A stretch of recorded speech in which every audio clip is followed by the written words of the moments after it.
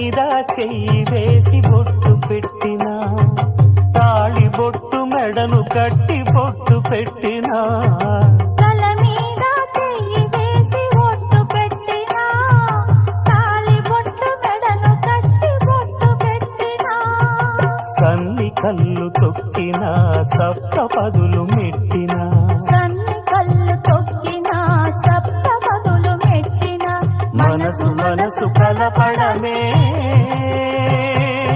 మంత్రం పరమార్థం. శ్రీరస్తు శుభమస్తు, శ్రీరస్తు శుభమస్తు. శ్రీకారం చుట్టుకుంది పెళ్లి పుస్తకం, ఇక ఆకారం దాచుతుంది కొత్త జీవితం.